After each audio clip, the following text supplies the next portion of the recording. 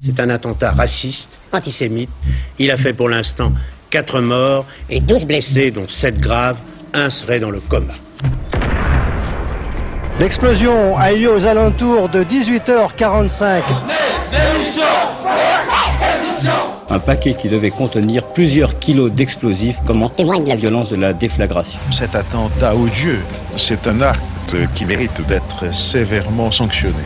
L'enquête sur l'attentat de la rue Copernic n'a donc pas beaucoup progressé. Aucune preuve ne nous a été communiquée permettant d'interpréter ou de connaître la véritable signature de cet attentat. Et demain matin, nous allons prier dans cette synagogue de la rue Copernic, demain matin, et la semaine prochaine, et toute la semaine, et pour toujours. Nous n'avons pas peur.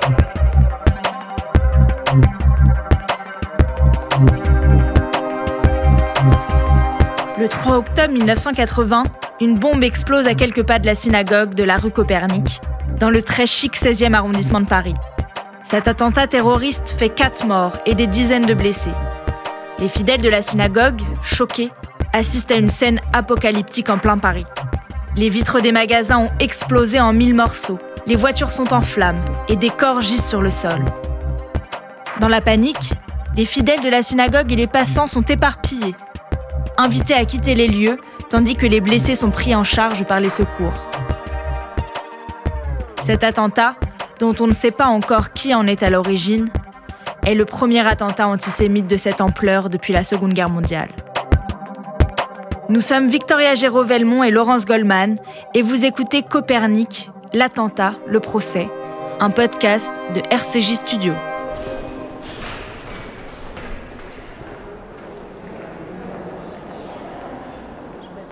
Le 3 avril 2023, dans la cour d'assises spécialement composée du Palais de justice de Paris, s'ouvre un procès attendu depuis plus de 42 ans. Le procès du responsable de l'attentat de la rue Copernic. Quand nous arrivons, les premiers pieds de caméra s'installent. Les journalistes attendent les acteurs incontournables de ce procès. Cela fait plus de 42 ans que les parties civiles de cette affaire et leurs avocats se battent pour que les enquêteurs et la justice ne baissent pas les bras. Pour que ce procès ait lieu, envers et contre tout, même tant d'années après les faits.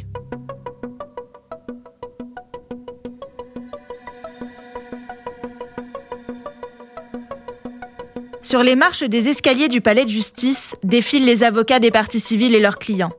L'avocat historique de ce dossier est Maître Bernard Cahen, avocat depuis le premier jour de 2 familles de victimes. Il est âgé de plus de 85 ans à ce procès. Après lui, son confrère, Maître David Père, et Maître Casubello Ferro, tous 2 représentants de l'Association française pour les victimes du terrorisme. À leur côté, Corinne Adler monte elle aussi les marches du palais. Corinne Adler avait 13 ans le 3 octobre 1980. Et cela fait plus de 10 ans maintenant qu'elle est devenue la porte-parole des victimes de cet attentat. Celui que les journalistes attendent impatiemment arrive enfin. Maître William Bourdon. Célèbre ténor du barreau, Maître Bourdon représente le seul accusé, Hassan Diab. Cet accusé est l'éternel absent de ce procès. Après de multiples rebondissements et notamment une détention provisoire de 3 ans en France, ce citoyen libanais-canadien a fait le choix de rester au Canada, à Ottawa, ville dans laquelle il a longtemps enseigné comme professeur de sociologie. Ce procès, qui durera 3 semaines environ, se fera donc sans lui. Le box des accusés restera vide. D'un seul coup, il y a eu une déflagration énorme.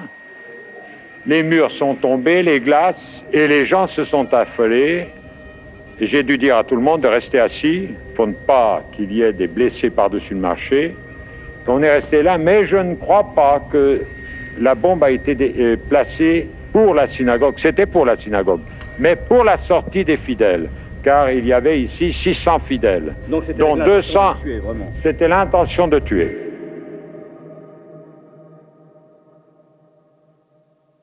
La synagogue se trouve au numéro 24 de la rue Copernic, dans le très chic 16e arrondissement de Paris. Inaugurée en 1907, elle est la première synagogue du mouvement libéral établi à Paris et signe une rupture importante avec le judaïsme consistorial majoritaire en France. Depuis sa création, la communauté juive de Copernic n'a fait que s'accroître jusqu'à accueillir chaque année environ 1000 familles lors de ses offices placés sous le signe de la modernité. Ce vendredi 3 octobre 1980, l'ambiance est chaleureuse et festive. 320 fidèles sont présents pour la prière de Shabbat. À 18h35, ils célèbrent 5 bar et bat mitzvah et s'apprêtent à entamer la seconde moitié de l'office lorsque tout à coup...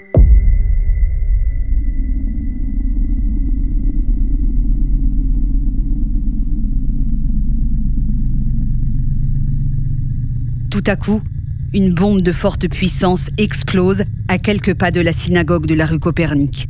Posée au numéro 28, devant la vitrine du magasin d'électricité de la famille Barbier, la charge de 10 kilos de peintrite s'abat sur le quartier.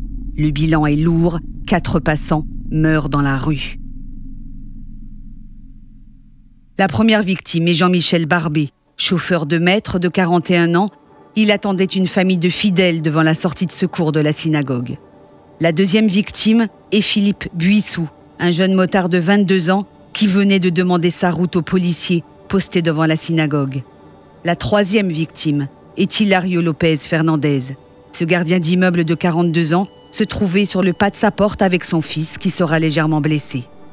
Et enfin, Aliza Chagrir, une touriste israélienne en vacances à Paris, est tuée sur le coup. Elle est la seule victime juive de cet attentat antisémite. Dans la synagogue et dans la rue, on dénombre des dizaines de blessés. À l'extérieur, c'est le chaos. Mais il y avait beaucoup de monde à la synagogue, comme d'habitude à l'époque, et puis probablement la première Shabbat, entre guillemets, normale après les fêtes. Rabbin Michael Williams.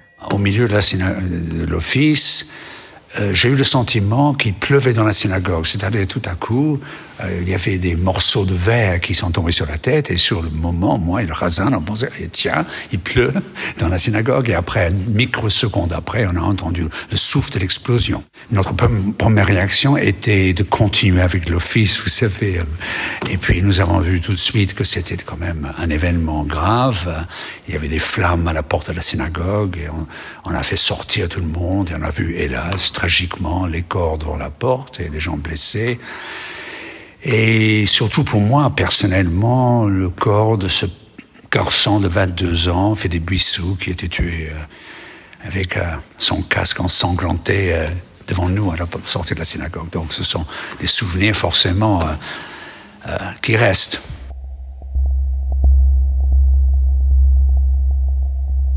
C'est une véritable scène de guerre, rue Copernic. Les vitres et les vitrines des immeubles et des magasins ont explosé en milliers de morceaux de verre. Les voitures disparaissent dans les flammes, des corps gisent sur le sol, totalement défigurés et calcinés. Tout le quartier est bouclé, de la place Victor Hugo jusqu'à l'avenue Kléber. Seuls les camions de pompiers et la police sont autorisés à circuler. Quant aux fidèles de la synagogue et aux passants, ils sont évacués. Les blessés sont pris en charge par les secours, tandis que les journalistes se préparent pour le journal de 20h. Je m'appelle Annette Lévy-Villard. J'ai commencé ma carrière de journaliste à Libération en 1977, quelque chose comme ça. Et donc en 1980, je suis encore au départ de ma carrière, je ne sais pas complètement confirmé. J'ai fait un reportage en septembre 1980, un peu par hasard, chez les néo-nazis du mouvement qui s'appelle la FAN, d'un certain Marc Fredriksen. Je suis tombée dans une réunion clandestine assez terrifiante avec, je sais pas, une trentaine de ces néo-nazis crâne rasé qui fêtent l'anniversaire de Hitler, etc. Et qui, plus tard, vont revendiquer l'attentat de la rue Copernic. Donc je parle de ce reportage parce que ce reportage prend une dimension différente 4 semaines plus tard. Parce que ce petit groupuscule revendique l'attentat de la rue Copernic. Alors, la rue Copernic, la synagogue, je connaissais très bien parce que c'était ma grand-mère qui avait cofondé cette synagogue entre les deux guerres, dans les années 20, je pense. Je ne sais plus très bien, mais enfin bon, il y a une plaque à l'entrée avec le nom de ma grand-mère. Et donc, la rue Copernic, pour moi, c'est quand même une histoire de famille. Elle me dit, tu connais la synagogue? Je dis, ben oui, bien sûr, c'est ma famille. En fait, ma famille aurait pu être là un vendredi soir, un Shabbat, comme les autres, mais il n'y avait personne de ma famille. Donc, je fonce rue Copernic. J'arrive donc vraiment très très peu de temps après l'explosion de la moto. Donc je disais que j'ai démarré ma carrière, donc j'étais pas habituée aux scènes de guerre. C'est ma première scène de guerre, c'était ma première bombe, c'était mes premiers cadavres de gens par terre, mes premiers blessés, donc c'était extrêmement choquant à tout point de vue.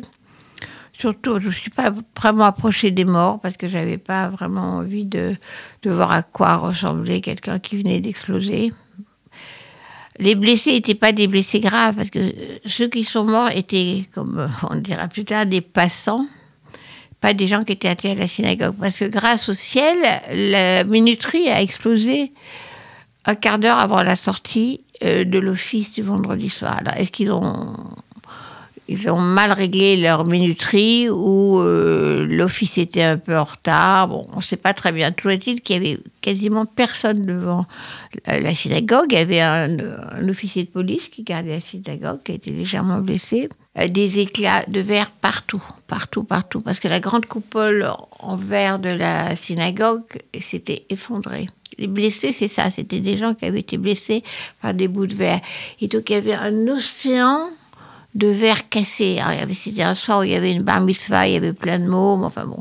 Il y avait des gens qui étaient blessés, mais pas gravement. Ils étaient blessés comme quand on est blessé par une vitre. Mais il y avait du sang, parce qu'on saigne quand même. Il y avait un mouvement de panique épouvantable.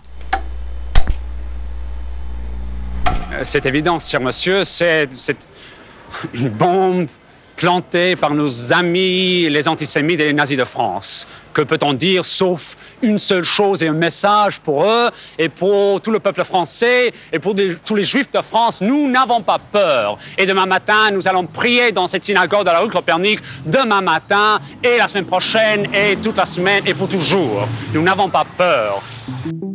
Le lendemain, l'office se tient à 10h comme d'habitude. Sur toutes les chaînes de télévision, le rabbin Williams a affirmé sa détermination à ne pas faiblir devant la menace terroriste d'extrême droite. Il faut continuer à vivre son judaïsme. Je dois avouer, on était ahuris, on était surpris, on était étonnés, on était stupéfaits. Rabbin Michael Williams. Parce que bien sûr, il y avait beaucoup d'attentats avant, mais pas en France, et pas spécifiquement contre la communauté juive. Donc, franchement, je peux vous dire, on n'avait pas la réaction peut-être d'autres personnes plus tard dans un monde où ils avaient malheureusement, tragiquement plus de l'habitude. Donc, la raison pour laquelle on l'a fait normalement, c'était pas un projet ni du président, ni du rabbin, ni du Chazan, c'est parce que, confus, un quart d'heure, une demi-heure avant le début habituel dans l'office, il y avait un petit toc-toc-toc à la porte. J'ai ouvert la porte, il y avait un enfant. Et je dis, mais qu'est-ce que tu fais là? Je fais ma bar mitzvah. Et après, toc-toc-toc, deuxième fois, et troisième fois, et quatrième fois, et cinquième fois. Bien sûr, les enfants étaient présents la veille, bien sûr, et pour jeudi, pour les téphilines. Mais on avait oublié, vous savez, dans cette horreur, elle avait oublié. Et les enfants étaient là pour faire leur bat mitzvah. Et donc, les choses ont été, comment dirais-je, mises en place. Et puis, nous avons fait l'office aussi normalement que possible. C'était pas tout à fait normal. Il y avait une grande foule dans la rue, il y avait des drapeaux, il y avait M. Mitterrand qui était là, bien sûr, devant le silence du président de l'époque, et devant la gaffe de M.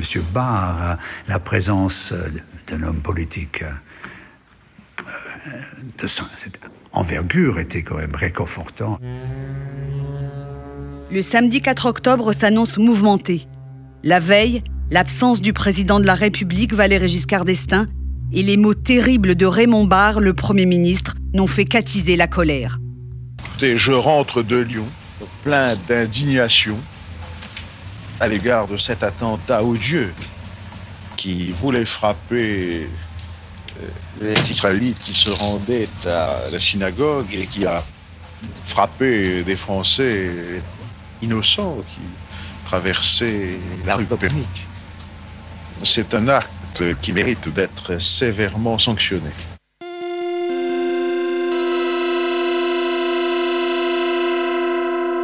Les propos du Premier ministre font réagir. L'antisémitisme ne passera pas cette fois.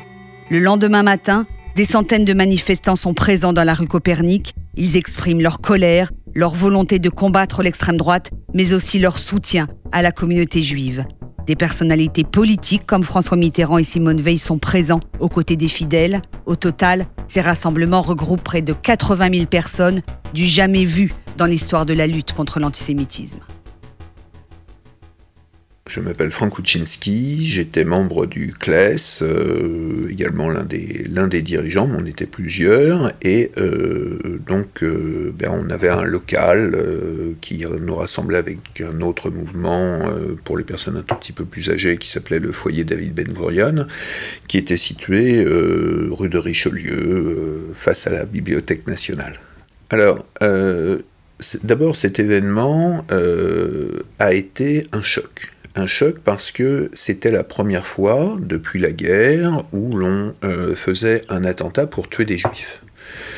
Et ça validait l'analyse que nous menions en tant que militants sionistes, qui consistait à expliquer que la communauté juive de France, comme toutes les communautés juives en dehors d'Israël, était soumise à deux dangers. Le premier danger, c'était l'assimilation.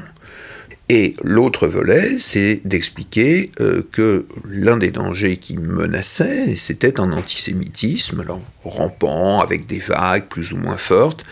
Et là, on en avait malheureusement un témoignage particulièrement édifiant, avec une bombe qui a tué devant une synagogue, à un horaire d'entrée de Shabbat, avec la volonté, non pas d'inscrire, de taguer des slogans antisémites, mais la réelle volonté de tuer. Alors moi j'étais pas présent au local au moment où ça s'est passé, mais j'ai appris cette information, j'étais en province où j'animais une formation et je rentrais donc de province, j'ai eu ça à la radio, le bruit commençait à se répandre. Et je savais par contre qu'à la même heure, il y avait le comité directeur du CLES, l'organe de direction qui se réunissait pour, non pas en réponse à l'attentat, mais simplement pour une réunion de travail, pour programmer nos actions. Et sachant cela, donc les camarades décident d'organiser la grande manifestation du samedi soir du lendemain.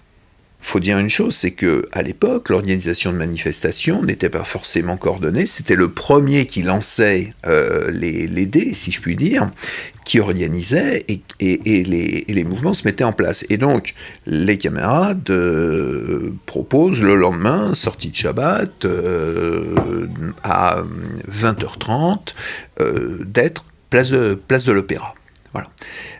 À partir de là, s'enclenche tout un processus où les uns appellent les autres, il y a des chaînes qui se mettent en place.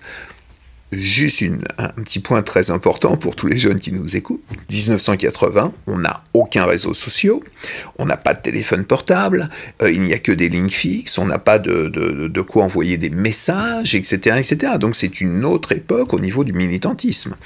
Organiser une manifestation comme celle-là, ça signifiait passer un communiqué à l'AFP, envoyer des communiqués aux agences de presse, notamment l'AFP, et puis il y avait aussi Reuters, et de là, espérer que ça passe dans les médias. Et comme on était la première, eh bien, c'est tout de suite passé, et donc, rendez-vous a été pris pour le lendemain, mais avant cela, on appelait tous les membres, tous les sympathisants à venir nous rejoindre le samedi matin.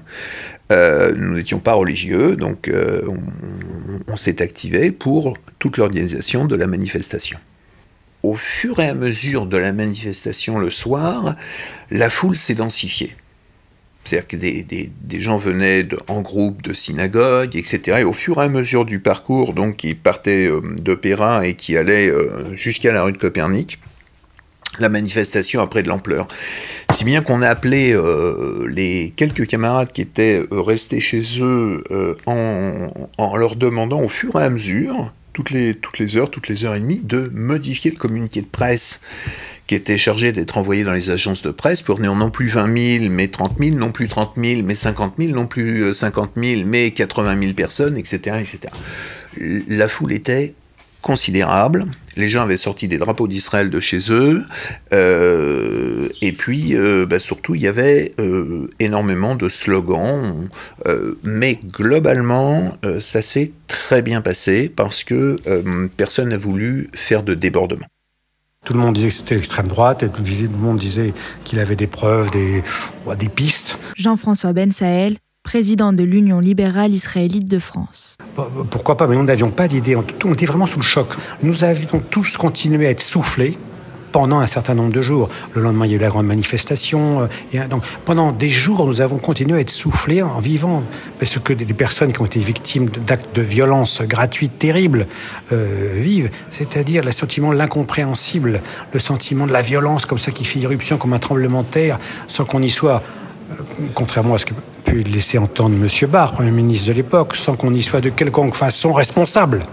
Vous savez, pendant un certain temps, on est resté, comme vous dites, traumatisé, mais la vie reprend. Rabbin Michael Williams. Il y avait beaucoup de travail, vous savez, mariage, deuil, bar mitzvah, activités communautaires, intellectuelles et communautaires.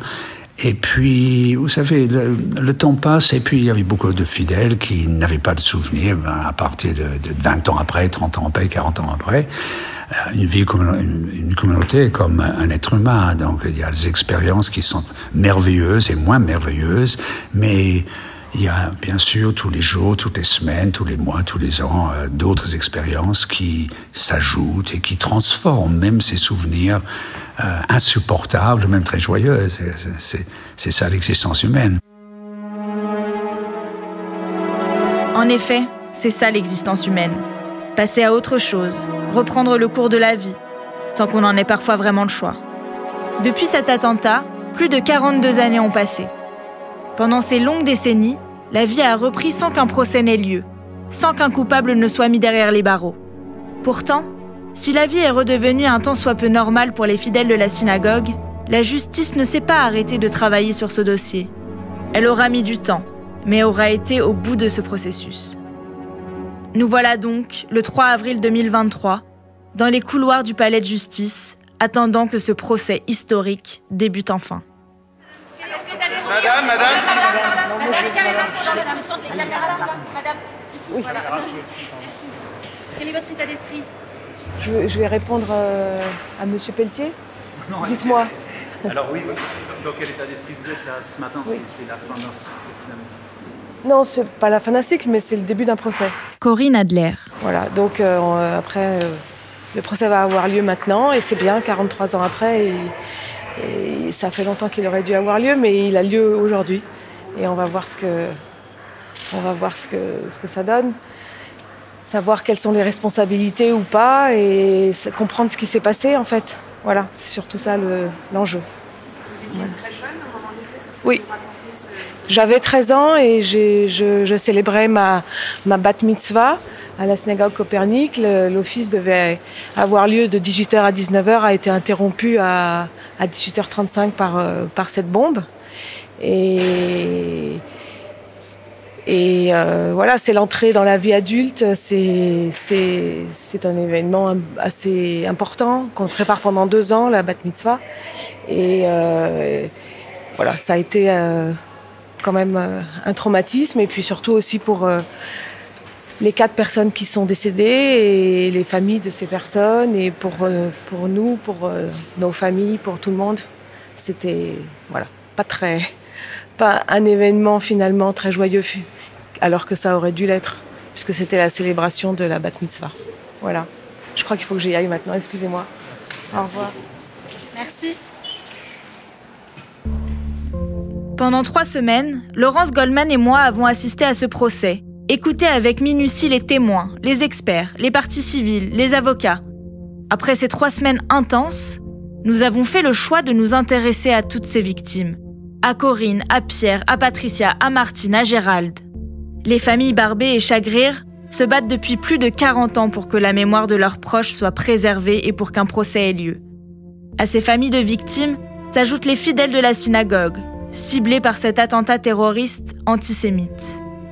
Au début de ce procès, elles ne sont que 2 ou 3 dans la salle d'audience. Le jour du verdict, elles seront une 50aine. Le soir du 3 octobre 1980, elles ont été invitées à quitter les lieux, à s'éparpiller. Puis personne ne les a recherchées ni entendues. Ni les enquêteurs, ni les magistrats instructeurs n'ont cherché ces fidèles de la communauté Copernic. Ils n'ont d'ailleurs pas été invités à ce procès. Pourtant, suite à la médiatisation de l'ouverture de ce procès, elles sont apparues, petit à petit. Jour après jour, pendant ces 3 semaines, nous avons assisté au réveil des victimes. Nous leur consacrons aujourd'hui ce podcast. C'est un peu compliqué, vous savez, à l'époque, on s'attendait à ce que la police nous pose des questions. Rabbin Michael Williams. Alors, ce que je vais vous dire est étonnant.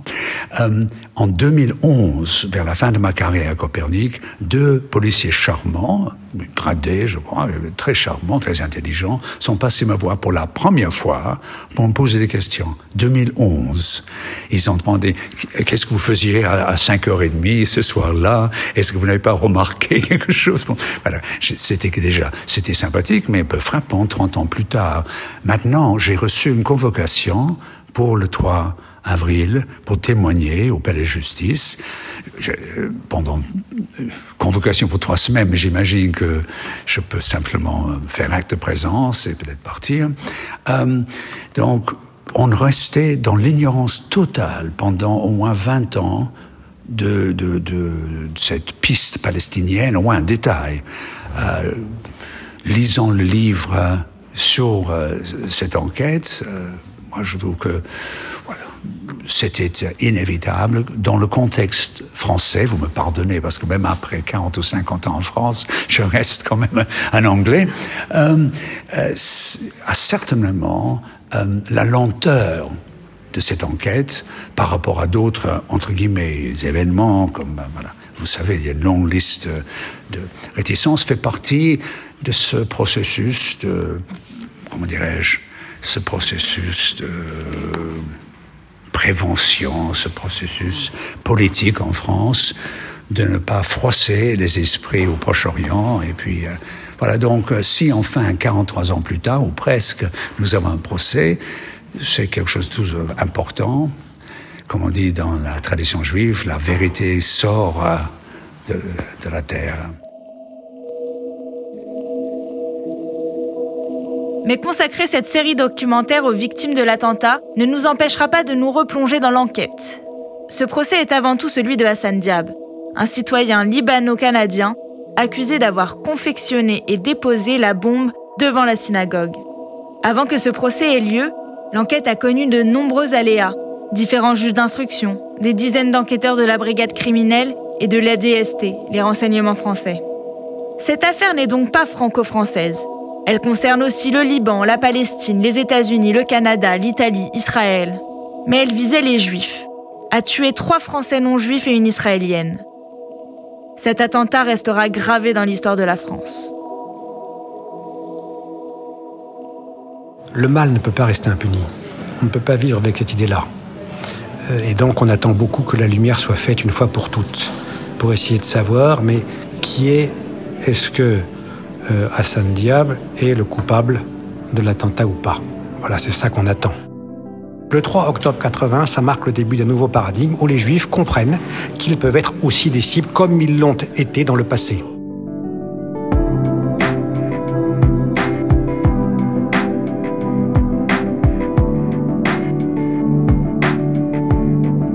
Merci au rabbin Michael Williams, à Annette Lévy-Villard, à Franck Kuczynski, à Jean-François Ben-Saël et à Corinne Adler. Copernic, l'attentat, le procès.